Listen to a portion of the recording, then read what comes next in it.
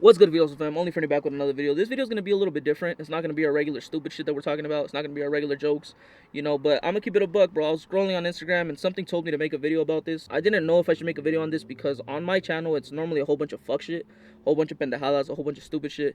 But at the same time, in the Filoso fam, you feel me? We are family, bro. I do care about you guys. I hope you guys care about me, but I feel like as a family, you feel me, we should keep it straight up. We should keep it transparent.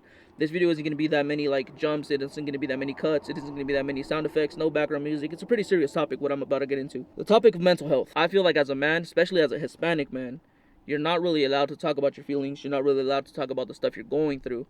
But I don't know why it's just the stigma that we stick to, and we're hard-headed, bro. We do this shit. But I want to let you guys know that you guys are not alone. As cliche and as goofy as that shit sounds, bro, you're not alone, bro. Let me go ahead and tell you guys the stuff that's happened to me in my lifetime. There's 4 major events that in my life I was like, damn, bro, like there's a reason as to why I'm here today. You know what I mean? And I'm gonna keep it a bug, just like the way we fucking, bro. I'm gonna keep that bitch raw. I'm gonna keep this bitch straight up, transparent as fuck. It all started, bro, since birth. Honestly, when my mom was giving birth to me, it had already been. I talked to my mom about this recently. I think she said it had been 3 to 5 minutes that my heart wasn't beating anymore when I was born, and she said that right when I was in the doctor's hands, that they started putting a whole bunch of needles, a whole bunch of oxygen masks. They started doing palpitations. They did the little clear shit on me, and until I started crying, so they knew I was alive. So that's honestly the first one. I was a little kid. I don't remember none of that, you know. But by the things that my mom tells me, she says that I was purple. I wasn't breathing. Like I dead ass looked like if I was dead, bro. Like straight up. So when I look back and I think about it, I'm like, all right, bro. Like whatever. I was a little kid, you know. Like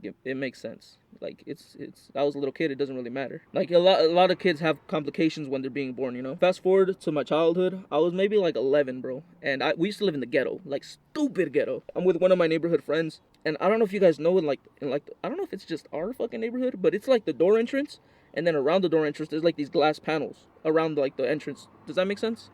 Anyways, the glass panels, one of the glass panels was shot out or broken out. I don't know what the fuck it was. The point is, as a little kid, instead of me going around and going through the door, I would just go through that panel. I would duck under and go through it to get inside of the store. And on my way out, I remember I ducked under, and there was a SUV, bro, like a gray SUV, almost like a Cadillac, driving down the parking lot. And this motherfucker was going maybe like 40 miles per hour. Keep in mind, I'm maybe like 11. And I kid you not, bro, on my life, this SUV stops maybe like 3 inches away from me.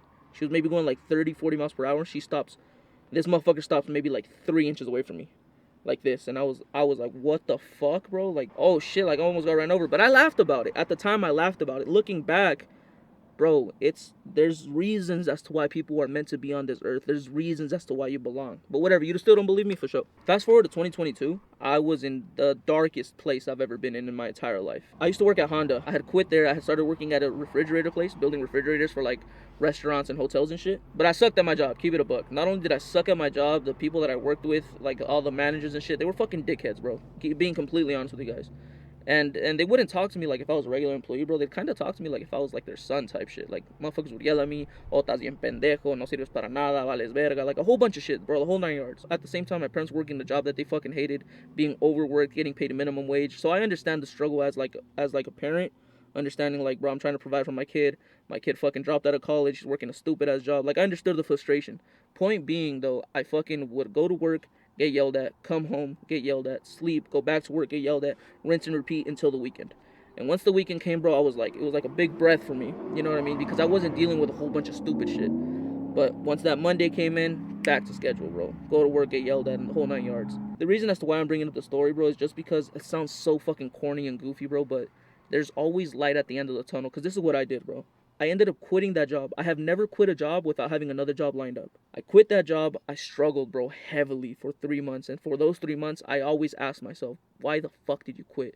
Why the fuck did you quit? I almost got my car repoed. I got on a whole fuck ton of debt. I made my parents get into debt. I was doing DoorDash. I was doing Uber Eats. I was doing Amazon Flex. I was doing a whole bunch of shit just to be able to keep up on my regular bills. You know what I mean? But looking back at it now, you might be in the middle of the tunnel, bro, where you don't even see the light yet. But looking back at it now, bro, probably the best decision I ever did.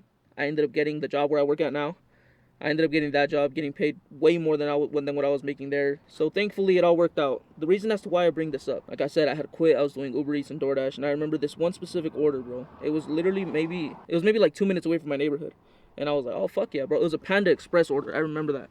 When at Panda Express, I remember it. I was like, oh yeah, this will be my last order of the night.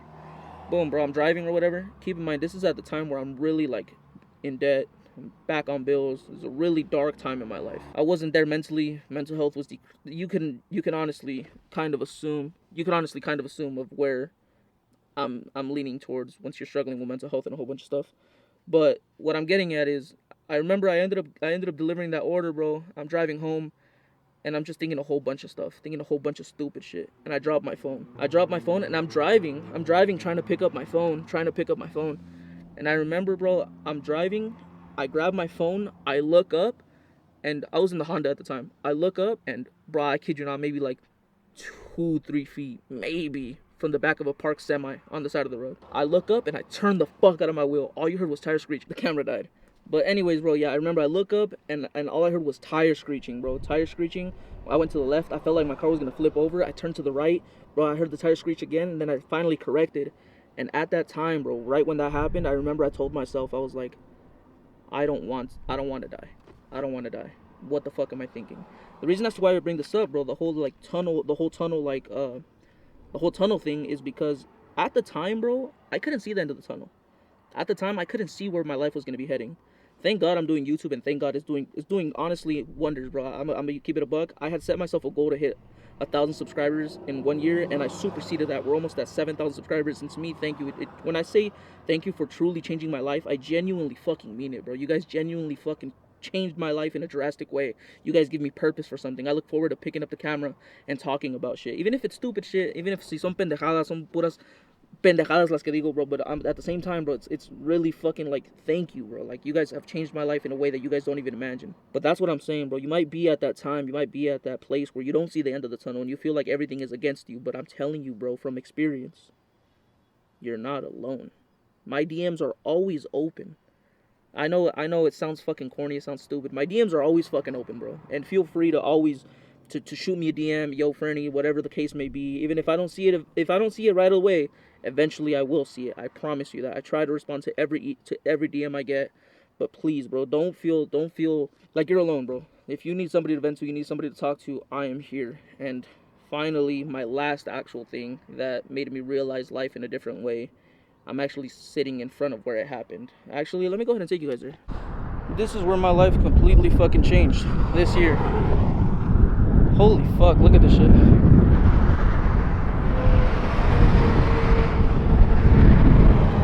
I'm not gonna lie, it changed this year for a lot of reasons. And that reason is because so much was going for me this year, bro. So much was going for me this year. I had done so much, I had planned so much. I was like, damn, like, even at my job, a manager position had opened up. I applied for it on Wednesday, and this literally happened on Friday. I've already been told, yo, Fernie, you dragging this shit. Like, yo, Fernie, stop talking about it. Like, we don't care. I'm gonna keep it a buck. I'll probably only talk about it maybe 2 more times, and after that, it's over.